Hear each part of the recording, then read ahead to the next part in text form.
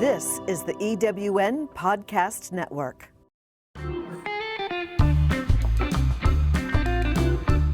Welcome to Make Your Passion Pay. I'm Luann Beekler, creator of the Make Your Passion Pay Playbook, your host and guide on this exciting journey to building joyful and successful work environments. Known as the Little Spark, I've helped countless individuals and businesses ignite their potential through transformational coaching, creating thriving businesses and joyful workplaces.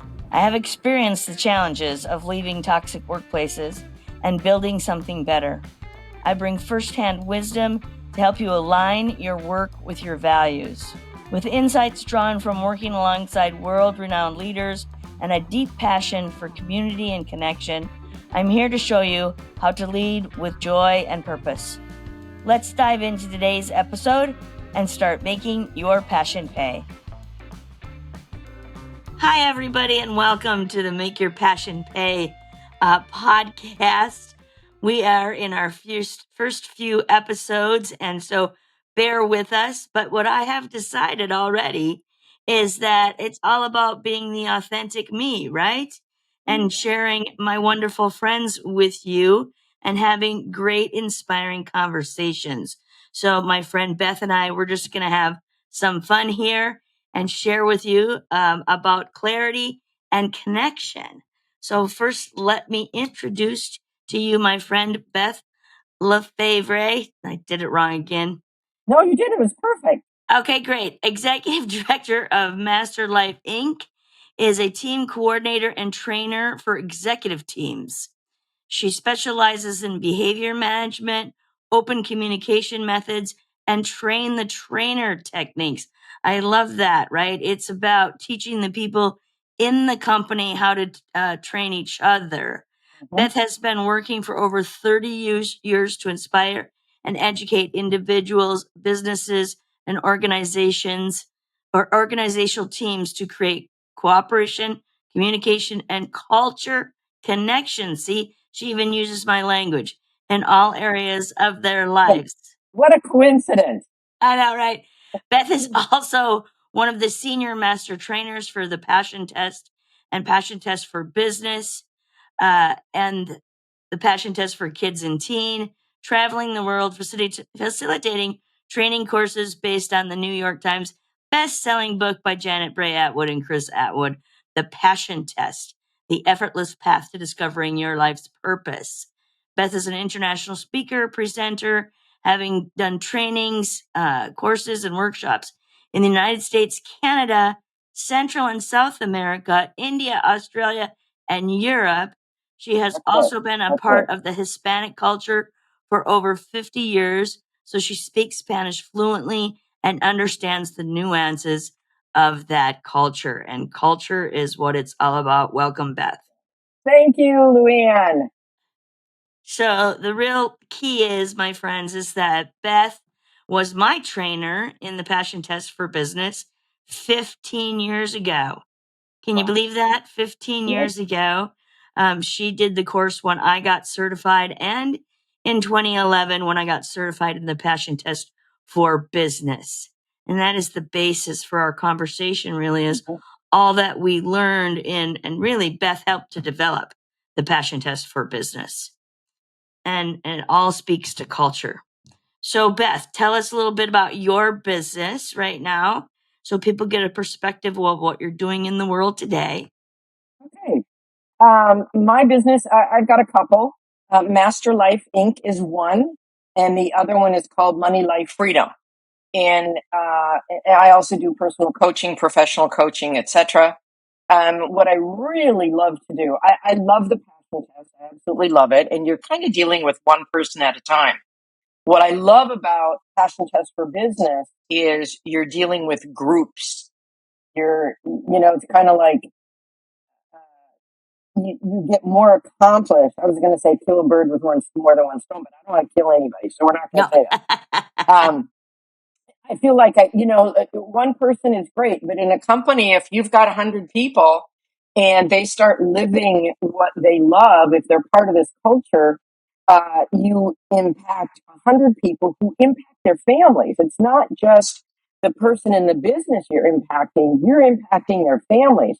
I have done countless passion tests for business, and then I get a call that say, my wife wants to do it, my kids want to do it. And the next thing you know, you got the whole family expressing themselves in a passionate way, like they create a family culture. So I really love going into businesses because I feel like that impact is quadrupled, no matter how big that business is. So that's my favorite. And shifting a culture allows everybody to start doing what they love. I believe when people are doing what they love, the conflict reduces, because when you're out in the world doing what you love, you find ways to handle every challenge that comes up. And so I really love the culture of going into a business and making those shifts. So that's my main focus. And then aside from that, I do one-on-one professional coaching so that people in the business can really figure out, what is it that I love to do? So that those are my main efforts. And we're going to come back to that. I want to ask you, how did you get clarity in your life about where you wanted to focus your business? I actually, I was doing what I loved. Way back in 1990, I started running my own business, and I was doing what I love. And there is a phrase in the passion test in the book. It says the effortless path, because I felt like I was always going uphill. It was hard, and I was enrolling people, but it was difficult. There were so many parts of the business that I did not love. And when I came across the passion test and discovered the effortless path, it feels like everything opened up. It feels like I had a roadmap for, how do I do this, where it becomes fun again. My favorite part is allowing people to see their magnificence in business, in personal life. And as I discovered, a friend of mine, it gave me the passion test. I was training in Austin, Texas, and she came running in all crazy. You got to do this thing, really. And I had done every course known to man. And she was really crazy. And she came running, you got to do this thing, really. And she had done one of the very first passion tests with Chris Atwood. And she came and she said, you got to do this thing. So I kept putting her off, basically. I said, yeah, if we have time. And she knows I'm a foodie. And so at the end of our training, it was an entire weekend, Thursday, Friday, Saturday, Sunday. She said, I'm driving you to the airport only if you will do the passion test with me. And I was like, fine, a free lunch. And so we're sitting at a table writing on stuff. The waiter comes over. The next thing you know, I'm at the table sobbing. I did my passion test, and I'm like, and that was the beginning of my journey. And then it led to the passion test for business that I got to do with Chris Atwood, and develop that. And as I developed my business sense, which was very in alignment with my personal, I felt really good, because I was like, oh, what I'm doing is what I want to do. I just didn't have a system. And the system that got developed is the effortless. Once I had that system, it's like all the people, places, and things fell into place. And I felt like I was flowing with the river instead of going upstream. That's what it felt like before. I felt like I was always going upstream. It was hard. And then after I did the passion test for business, it really allowed me to that clarity, because there really is an amount of clarity that happens not only in discovering your passions, but with the passion test for business, you discover, what will it look like when I'm living that passionate life? And then the third thing, you create your own culture action plan, right? That is a step-by-step plan that is in alignment with what you love. And so what's really cool is you get the clarity to say, all right, I don't like the accounting part so much. Maybe I hire an accountant, let them do that, or trade services. If you're in the beginning of this and you don't have a whole lot of income, you start finding ways, how can I give somebody what they need and get what I need? Yeah, I want to step back to a couple of things that you said in there, right? No, That I just keep going. I get she can get excited. on a roll. That's why we love her. So, first of all, you said it became fun, right? And you went through this emotional moment of going, oh my gosh, when you got clarity, right? Why do you think that people avoid that conversation or fail to take action on that conversation of really diving into their passions? What's happening for them just before that moment? Yeah, I think we spend, and as a people, humans, spend so much time on what I don't want. I don't want this. Mhm. I don't want that. I don't want that. And that is what becomes ingrained in us.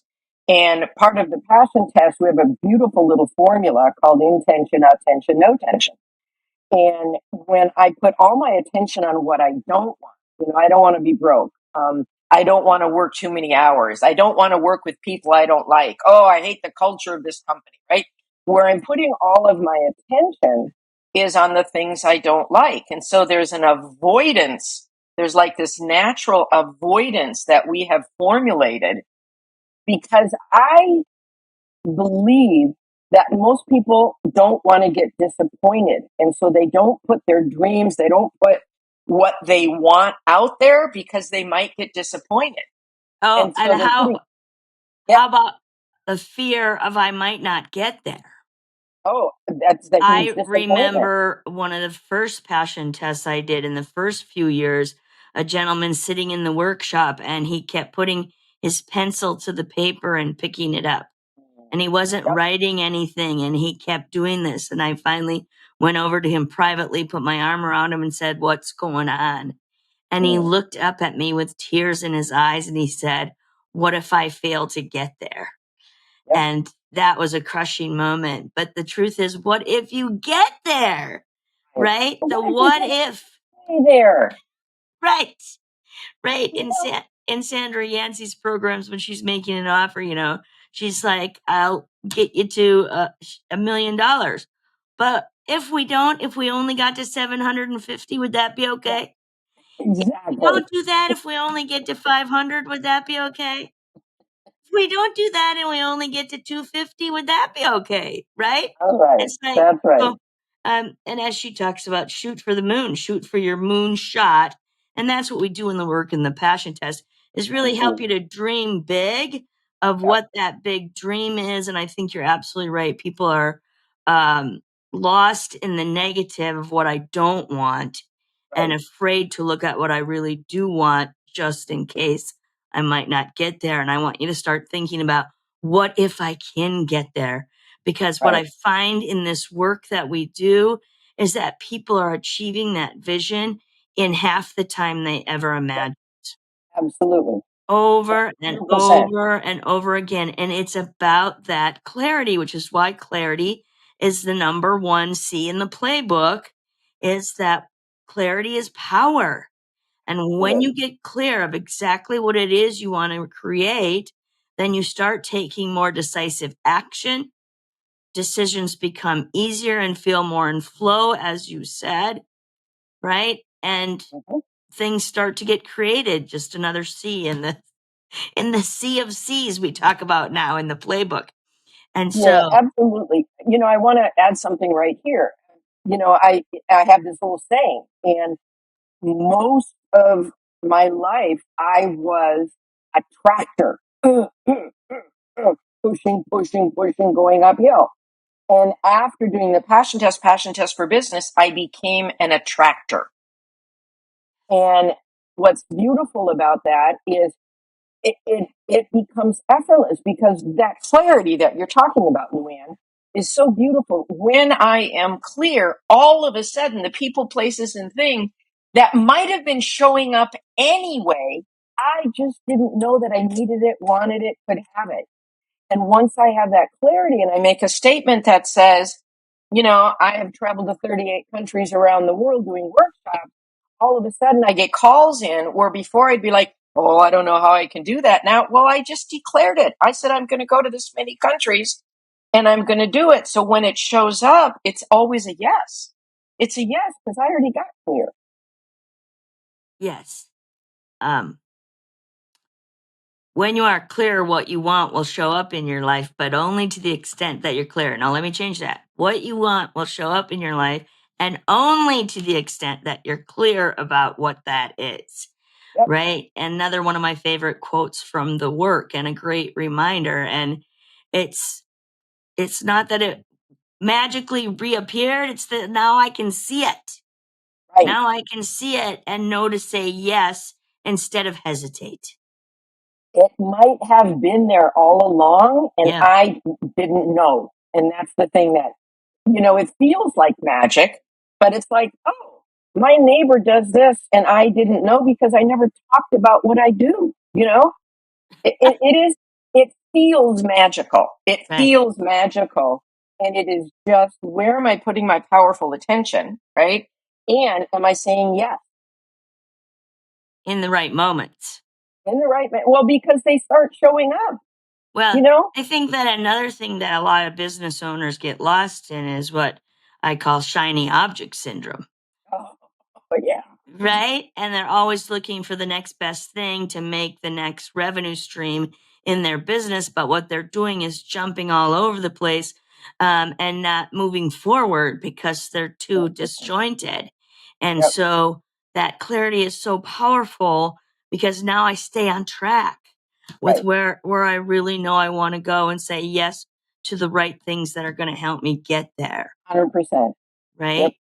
Yeah. And then a lot of the business owners that I work with typically, and you kind of mentioned this a minute ago, have left a toxic work environment, right? Yep. So all those things they don't want. And they saw enough of what was going on in the company that they worked for that they're like, I no longer am accepting this practice and I can do it better. So I'm going to jump out and start my own business.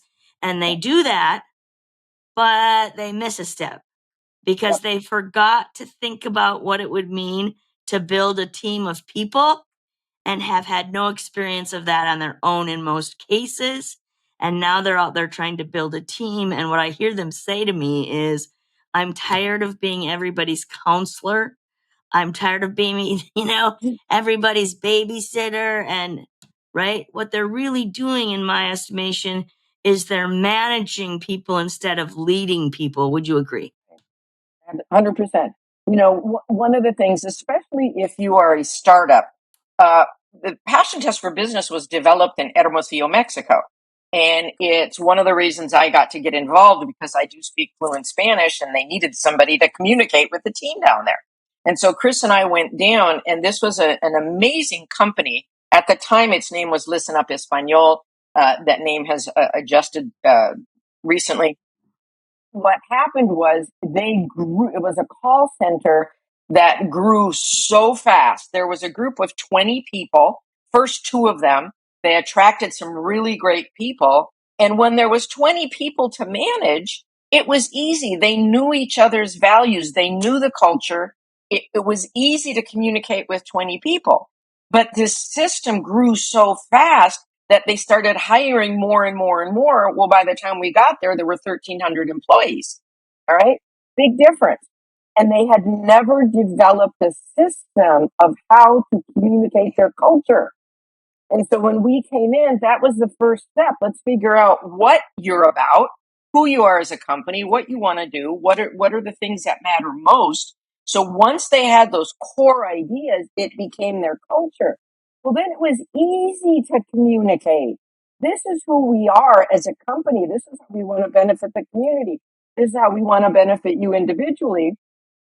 And then as they had their passions and then their markers, which are the indicators of when a company's living that passion, when you have those, they then could create a culture action plan for every single department. Development had a different culture action plan than recruitment. It was incredible. Well, what was amazing was they now could communicate their culture to the entire group because they had it written down. They sent it out to everybody. They asked their opinion.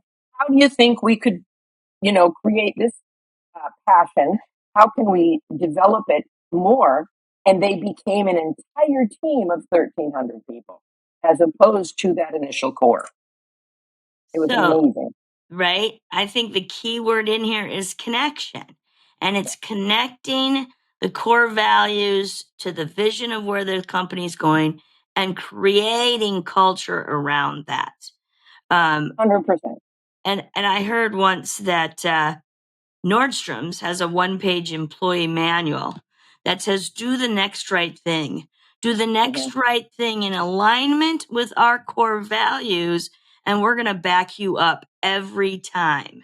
So now the employees are empowered to make decisions based on core values and can run with things rather than being managed, right? So 100%. you're Yep. leading them by establishing those core values.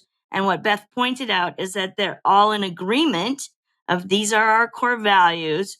This is how we want to live and serve in the world.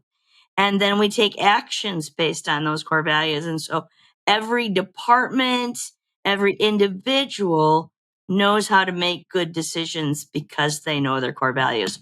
So that's another funny one I've seen happen, Beth, is I'll ask people, tell me about your core values. A friend of mine's been in business for 25 years, and I asked him that question. And he's like, well, let me see if I can find them, and then I'll tell you about them. And I'm like, no, no, no. That is not what core values are for. They're not just on a piece of paper stuck in the drawer. They are a part of, must be infused into every aspect of your business to Yeah, truly very much create so. culture.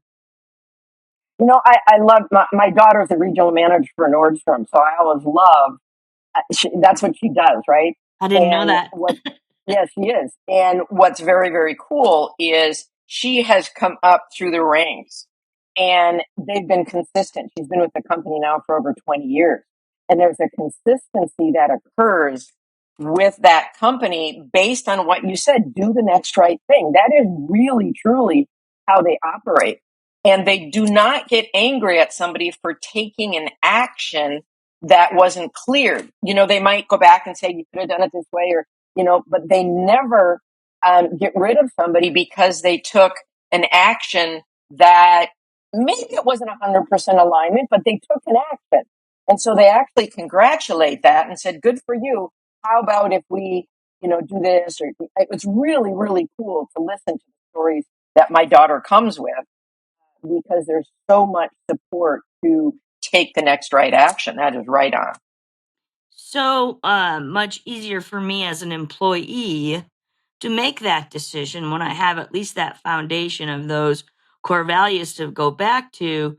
And if that employee can explain to me what their action was about and how they felt it was in alignment, right? Absolutely. Yeah. Congratulations, you thought it through. What matters most, I think, the hardest thing for people nowadays is they have a sense of not belonging. People want to belong. They want to create community. And I believe one of the things that matters is when you have a company and the culture is truly about creating community, that is the thing that makes people want to be a part of that, right? So, like you said, something about Nordstrom doing the next best thing, do the right thing. Because they feel a part of this community, this is their belonging. They want the best for the managers. She always talks about the Nordstrom brothers, right? Companies in Hermosillo, in Listen Up Espanol, talk about the owners. They talk about family. They are a part of that community. I did some work with the government office of Miramar, Florida. And one of the things that was created was a community center, which was pretty amazing, that really allowed them to create a place for community members to go that came from the government, right? So having a sense of community allows this piece of belonging, which is pretty darn amazing. A sense of belonging is a personal, it says need. I also teach a course for children, and there are needs that we have, and the sense of belonging is one of the highest ones. Love, feeling valuable, a sense of belonging. You want to be a contribution. the ability to create, experiment, and explore, right? And so when we are part of a community, that sense of belonging makes us want to create value for the community. It wants us to absolutely, what is my part in this contribution? And I think it's one of the things that makes people or allows people to be a part of something bigger than themselves. That's what we're looking for. They talk about hermits. The hermit goes away and he wants to be on his own. Well, guess what? Every single hermit you've ever read about has got a dog or animals or something to say, here's my buddy. He knows I'm here. I exist, right? My dog needs me. Here's this value. So even the hermits who run off into the woods, they've got somebody there kind of hanging out with them. So that's really important as a sense of community. And in community, what are our values that are in alignment? What do we hold? Everybody in part of the community, they don't have to agree with 100% of what's going on. That's not what matters. It's what is my contribution to the whole? I am not everything for everybody. But what is my piece? And if people in the culture of a business, of a government, of a school, it doesn't matter what the grouping is. It doesn't matter. All organizations. When you feel a contribution, what is my contribution to the whole? I think that's the thing that really, truly matters. So, Beth, let's step back a minute and summarize what we've been talking about. We've been talking about the power of clarity and identifying what you want to be doing in your life, and also in then creating that vision for a team if you have a team of people. But the vision is valuable for yourself, of course, as well. And then making the connection between that clarity and your vision, creating core values for everyone in the company to be able to be empowered to make decisions in alignment with what you're trying to create in the company. And lastly, you talked a little bit about community, and summarize that for us. Yeah, what I think is beautiful and really imperative is in the passion test for business. Not only is the company saying this is what matters most to us, right? And then people get to go in and say, "Ooh, that sounds like it's in alignment with who I am. I want to contribute to whatever that is." Also, you as a person in the company get to say, "All right, what's my part in it?" And so you as an employee gets to figure out what are the things that matter most to me as I bring them to my workplace, right? Where am I going to contribute my value? And I think it just raises the bar because not only does the company get clear on what you like to contribute, what is the thing that matters, but you get clear on what is it that I want to contribute. That's part one. The second one is the employees get to say, why am I here? Why did I choose this company? How does it impact my life personally? And those are called core employee values, right? So there's a lot of steps in here. And what I believe is when people discover this is what matters to me, this is how I want to be valuable to my company, this is my part, right? Because it's so cool. I'm just going to tell a quick story. When we were in the passion test, I love the stuff that happened. And it happened as we developed this process, right? It was accidental, but it developed on its own, which was just so cool. People, they had, this was a call center and they had products, and every product had a commercial. They had an ad that they would do, right? And so the company would send the ad and they would distribute it, and then the call center would get calls. Well, there was a group of incredibly creative workers, right, managers, and they said, I don't like their ad. We could do a better ad. And so they started going out into the community in Hermosillo, Mexico, and they would let somebody use their product and they would film the things they said and what they loved about it. And they started using those ads and they saw sales skyrocket. And so they formed this whole department that did not exist before of people that loved filming, editing, creating valuable content. And that became a part of their culture. It became their video recording department. It was publicity. And they stopped using the ads from the company. And the company's going, what are you doing different? And they said, we're filming our own ads. So that came as a result of the way that these people wanted to contribute. They formed this whole department that now, instead of being a call center, they were also creative. They were the creative guys. They were creating this content and going out into the public, filming, editing. So that became part of the company culture that did not exist before. And they loved every moment of it. So certain things happen as a result of people that say, just another one. Somebody was doing, filing, or I don't know what they were doing, did not love it. They wanted to be a manager. And so they started doing all these ideas. What if we did this and this and this? And they became the manager of their group. And all of a sudden the company goes, I can't have you in the back room filing. You need to be up here managing, right? So as they discovered, what is it that floats my boat? What gets me excited? The company started saying, if that's what gets you excited, that's where I want you, because that's where they're passionate. We know that when you're around somebody passionate, that is an attraction. And so the company, once they knew, they got clear on what do these employees love. All right, let's shift people around. It just was amazing for us.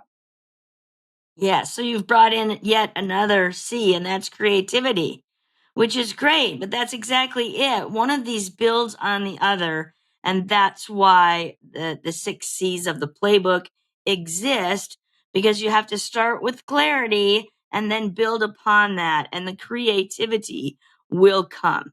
And inside that, you're building a community inside your company. And that's what it's about. Earlier, you talked about families. And it's like, well, we spend more time at work than we do with our family. And we can create that family environment. And it is the environment that we crave.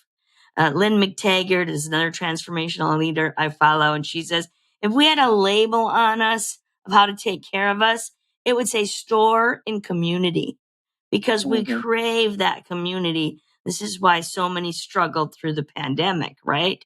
And now we still work in diverse locations, but we still need to build that community, even if we're not sitting in the same building. So much more to talk about on the 6 C's of the Make Your Passion Pay playbook. This is only the beginning. This was a great session today, Beth. Say one more question I want to ask you before we go for today is just one life lesson. I know there's one in there that I love that you've taught me over the years. Please share it with my audience. Yeah, I was separated from my husband. I was going through a struggle. Um, and I woke up one morning and I had I woke up and this phrase, came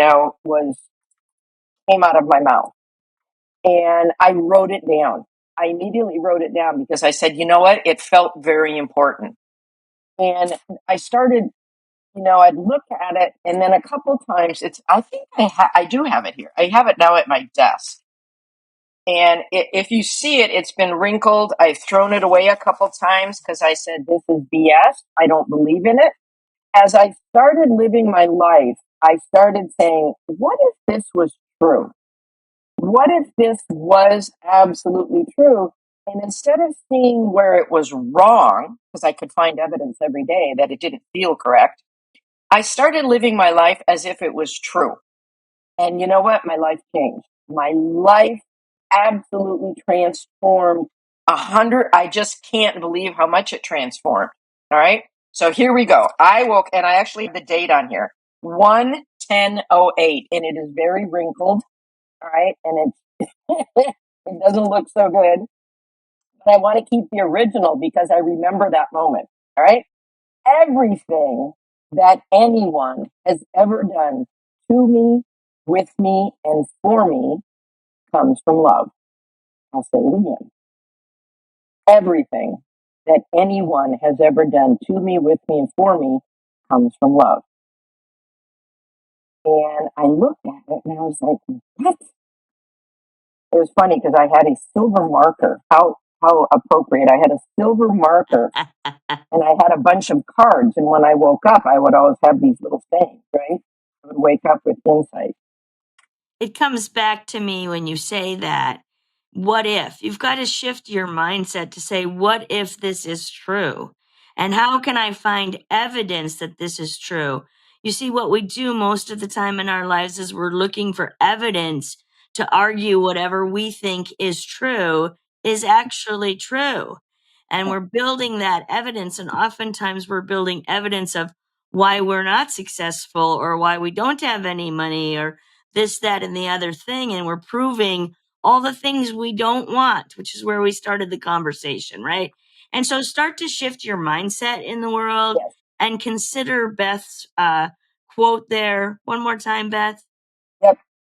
And I really want to say, what if? I'm going to start, what if? I want you to think, what if everything that anyone has ever done to me, with me, or for me comes from love? And just a little example, I mentioned that I was separate from my husband. I was living on the beach. It was lovely. I'd wake up every morning and there's the beach, and my life was pretty darn good. And I had been searching for a new relationship. It was like, all right, this one isn't working. What is it that I want? And I started, one of the things that was always really wonderful is my husband and I were always, we were very cordial to each other. We liked each other. I would even say we loved each other. We just kind of, went down different paths. And I woke up and I started going, well, what if this separation comes from love? What if me living here and him living there comes from love?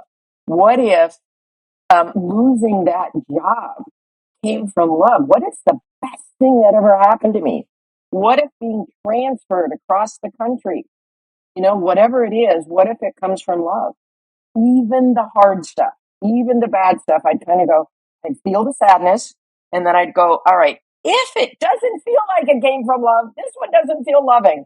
But if it was, let me start looking for evidence where that's true. And I always found it. And what good things happen afterwards, right? There is that Amazing, moment, right? and we would talk about this too, right? There's that moment, but feel the sadness, acknowledge it, that hurt. You got to feel it, you can't bury it, right? And then Absolutely. move on to say, where is the evidence that that could have come from love? And I did that a lot during the pandemic. Okay, I have no idea why this is happening, but I'm going to look. And for me, I used the language silver lining. Where is the silver lining? And what I saw was love. Yeah, absolutely. What I saw was love in my neighbors, in the communities, in the world, as people were reaching out and sharing love with one another. So consider By that the way, thought. good news.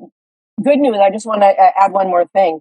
We were separated 5 years. We're back together. We just had our 52nd wedding anniversary. Congratulations. That's That cool. is awesome. Very, very cool. That's another story, but we'll have It Beth is. we'll have Beth come back, I'm sure, again, because we share a lot of commonalities in this discussion of the 6 T's to the C's to the Make Your Passion playbook. So thanks again, Beth, for being with us today. I really Thank you, appreciate Luann, your for letting me insights. share. I love it. Love to all of you. All right, everyone. Have a great day. Hey, everybody. Thank you for tuning in to Make Your Passion Pay. If today's episode inspired you, I'd love for you to subscribe, leave a rating, and share your thoughts in a review. Every listener makes a difference in spreading this mission of joy and purpose. Want to take the next step?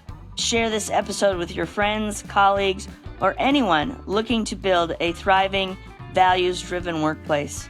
Together, we can create communities where passion fuels success. Until next time, remember, when you lead with joy, you inspire greatness. Let's keep making your passion pay.